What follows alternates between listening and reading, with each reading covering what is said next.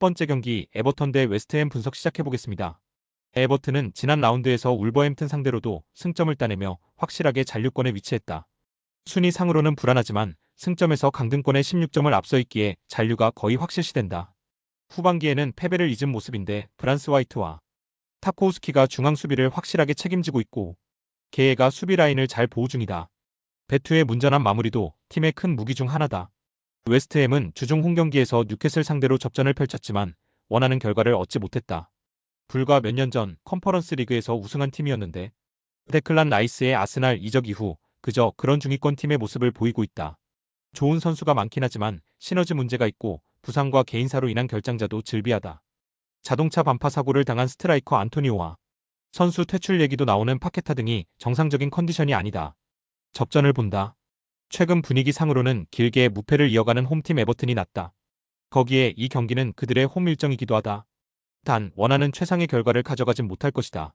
아직 징계가 확정되지 않은 파케타가 중원에 나와 알바레즈와 함께 에버튼의 중원 공세를 막아낼 것이고 토디보와 킬먼 등 장신 센터백들이 베투의 문전 침투를 저지할 웨스트햄이 승점 1점을 가져갈 것이다. 두 번째 경기 입스위치 대 노팅엄 분석 시작해보겠습니다. 입스위치는 지난 라운드에서 팰리스에 패했다.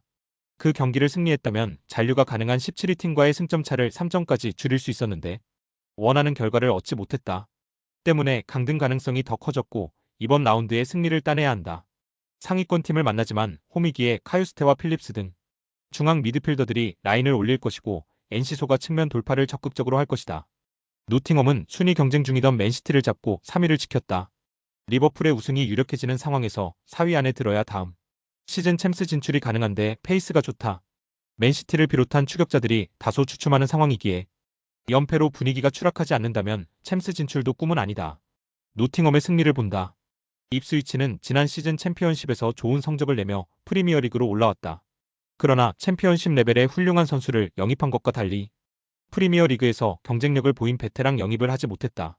앤더슨과 도밍게스 등 시즌 내내 잘해주는 중앙 미드필더진이 상대의 침투를 잘 저지할 것이고 엘랑가와 허드슨 오도이가 측면 돌파로 기회를 만들 노팅엄이 승리하고 3위를 지킬 것이다.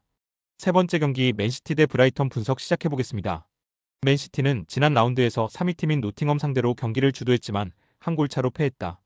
풀타임을 소화하며 최전방에서 활약한 홀란드를 비롯해 도쿠와 사비우 등이 공격적으로 임하며 기회를 노렸는데 원하는 결과를 얻지 못했다. 때문에 지난 라운드를 승리한 첼시에 4위를 내주며 챔스권 순위에서 떨어졌다. 그래도 승점 차가 크지 않은 상황이고 남은 시즌에서 반등을 노릴 수 있다. 브라이튼은 최근 흐름이 매우 좋다. 첼시전 승리를 시작으로 리그 4경기를 모두 승리하며 순위를 끌어올렸다. 연승 기간 동안 반 헤케와 웹스터, 에스투피난 등이 나선 수비 라인이 2차례나 클린시트에 성공했고 주앙 페드로와 미토마, 민테 등이 스리톱으로 나서 확실한 마무리를 했다. 맨시티의 승리를 본다. 브라이튼이 연승을 이어가기에 가장 어려운 상대를 만난 것으로 보인다. 아야리와 발레바 등 시즌 내내 팀의 주전 중앙 미드필더로 나서는 선수들의 경기력이 좋긴 하지만 베르나르두 실바와 데브라이너 상대로는 경기의 주도권을 가져가기 어렵다. 홀란드의 안정적인 문전함 마무리 외에도 도쿠와 마르무시, 사비우 등이 2선에서 지원할 맨시티가 승리하고 브라이튼의 연승 행진을 가로막을 것이다. 네 번째 경기 사우샘프턴 대 울버햄튼 분석 시작해보겠습니다. 사샘은 지난 라운드 원정에서 리버풀 상대로 골을 터뜨리며 1위 팀을 몰아쳤다. 그러나 스몰본의 골이 나온 이후 너무 빠른 수비 전환을 했고 상대의 공세를 막아내지 못했다. 그로 인해 리그 최하위로 잔류권 팀과의 격차를 줄이지 못했고 다음 시즌 챔피언십 추락이 유력해졌다. 10경기가 남은 프리미어 리그인데 잔류권과 승점 차가 14점이기에 최소 6연승 이상을 달리며 경쟁팀의 부진을 발해야 한다. 울버햄튼은 본머스 원정 승리 이후 두 경기에서 승점 1점 추가에 그쳤다. 그래도 잔류권에 위치하며 강등권과 승점 차 6점을 유지 중이다. 마테우스 쿠냐가 빠진 에버튼전에서는 대신 선발 출전한 무네시가 골을 터뜨렸고 부상에서 돌아온 황희찬도 복귀전에 나섰다. 이 경기 역시 전방에서 싸워줄 수 있는 라르센을 중심으로 황희찬과 무네시, 사라비아 등이 공격을 이끌 것이다. 울버햄튼의 승리를 본다. 사셈이 수비에 치중하며 경기에 나선다면 울버햄튼도 고전할 것이다. 그러나 승점 9점으로 최하위인 사셈은 그럴 여유가 없다. 최전방에 나설 술레마나와 그랜베크 외에도 중원이 적극적으로 라인을 올려야 한다. 주앙 고메스와 안드레가 상대의 침투를 저지하며 역습으로 전환할 수 있고 라르센이 문전 쇄도로 해결할 울버햄튼이 승리할 것이다. 다섯 번째 경기 마요르카 대 에스파뇰 분석 시작해보겠습니다. 마요르카는 지난 라운드 원정 경기에서 리그 4위인 빌바오 상대로 소중한 승점 1점을 따냈다. 상대가 유로파 16강 일정을 소화 중이기에 로테이션을 어느 정도 가동한 건 사실이지만 90분 내내 쉽게 우위를 내주지 않았다.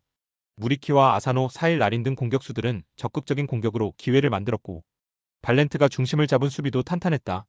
에스파뇰은 부진했던 전반기 성적으로 인해 강등권에 머물렀었다. 그러나 후반기 이후 반등에 성공하며 점차 강등권과 격차를 벌리고 있다. 소시에다드 원정에서 아쉽게 패하긴 했지만 레알을 잡았고 빌바오 상대로도 승점 추가에 성공했다. 세리에 생활을 마치고 온 쿰블라가 최종 수비를 책임지며 팀에 안정감을 줬고 로메로와 카브레라 등이 좋은 시너지를 냈다. 접전을 본다. 마요르카가 홈의 이점을 살리며 공격적으로 경기를 주도할 수 있다. 해결사 무리키 외에도 로드리게스와 마스카렐 등 중원의 공격 가담도 기대할 만하다. 그러나 최전방에 나설 페르난데스와 푸아도부터 상대 최후방 수비를 압박하며 경기에 임할 것이고 쿰블라가 무리키의 문전 쇄도를 저지할 에스파뇰의 최종 수비를 쉽게 넘진 못할 것이다. 여섯 번째 경기 위트레흐트 대 네이메언 분석 시작해보겠습니다. 위트는 브레다와 빌럼을 연파하며 리그 3위로 올라섰다. 아약스가 질주하고 있지만 호벤과 알크마르, 페에노르트 등이 유럽 대항전 일정으로 주춤한 사이 다시 3위 자리를 탈환했다. 큰 기대를 갖고 영입했지만 골이 나오지 않았던 세바스티앙 알러가 빌럼전에서 골을 터뜨리며 부활을 알렸고 프라울로와 에런슨의 공격 전개가 위력적인 최근이다. 네이메어는 홈에서 열린 경기에서 고어헤드에 패했다. 잔류권에 위치해 있지만 강등권 팀들과 격차를 크게 벌리지 못했기에 승점 3점이 필요한 경기였는데 원하는 결과를 얻는데 실패했다. 게다가 팀의 전체적인 중심을 잡아주는 중앙 미드필더 쇠네가 퇴장당하며 이번 원정 경기에 함께할 수 없다. 프로퍼와 바스트 등이 그의 공백을 메워야 한다. 위트레흐트의 승리를 본다. 한 달 넘게 승리를 추가하지 못하는 데다 인센과 한센의 전방 시너지가 나지 않는 원정팀과 달리 최근 경기력이 크게 올라온 모습이다. 또 쇠네가 빠지는 네이메언 상대로 프라울로와 에런슨이 중원에서 확실하게 경기의 주도권을 잡을 수 있다.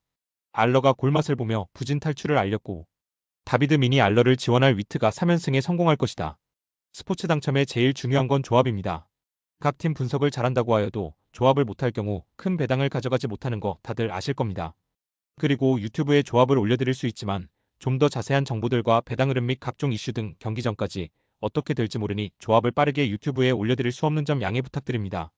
조합 신청은 아래 고정 댓글 링크로 조합 신청 말 걸어주세요. 금전 요구 및 멤버십 가입 조건 일체 없습니다. 좋은 건 서로 나눠 갑시다.